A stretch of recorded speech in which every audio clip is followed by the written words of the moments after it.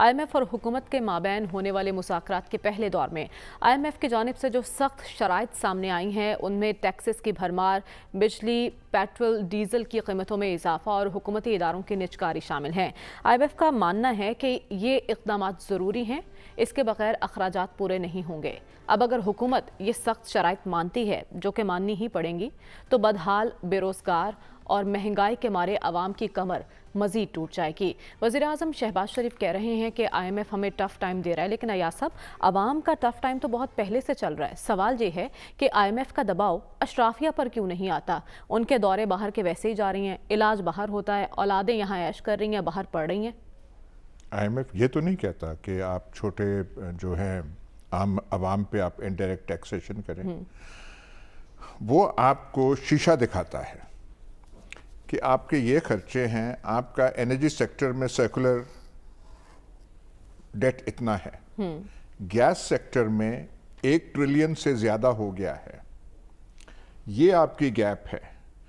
آپ نے ایکسپورٹرز کو ان ٹارگیٹڈ اتنی سبسڈیز دی ہوئی ہیں، یہ جو مد میں آپ نے ڈالی ہوئی ہیں چیزیں، سرکولر ڈیٹ، اس کو آپ کیسے پورا کریں گے؟ اگر ہم یہ بتائیں کہ ہم پیڑوں سے مالٹے اتار کے پورا کر سکتے ہیں، کہیں پورا کر لیں، اگر ان سے ہو سکیں تو وہ تو یہ سمجھنا چاہیے۔ یہاں پہ پرابلم یہ ہے کہ جب آپ کو پتا ہے کہ آپ نے یہ چیز کرنی ہے، پر آپ نے فیصلہ کیا ہوا ہے کہ نہیں، ہم نے مار بھی کھانی ہے، ہم نے منہ میں وہ بھی ڈالنا ہے، میں بار بار نام نہیں لینا چاہتا، وہ پیازوں کا ہم نے کرنا، اور کرنا پھر وہی ہے جو پہلے آپ کو کہا جا رہا ہے۔ یہ جو انہوں نے مفتاح اس صحیح ٹریک پہ جا رہا تھا کہ ہمیں کرنا ہے، جیسے اکانومسٹ سوچتا ہے یہ ڈیلے کریں گے، ہم کریں گے۔ وہ جو ہے جو آئے ہیں جینیس، فائنینشیل جینیس لندن سے، جن کی آمد ہوئی کہ جی میں جانتا ہوں، مطلب کوئی ایسے کہتا ہے یار کہ میں جانتا ہوں IMF کو کیسے منتیں نہیں کروں گا، توبہ۔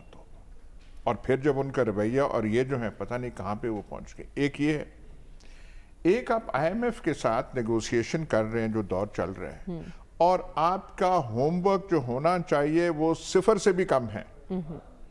فرض کر لیں وہ سرکولر ڈیٹ کی بات ہے انرجی سیکٹر میں، آپ کی وہ تیاری کوئی نہیں ہے۔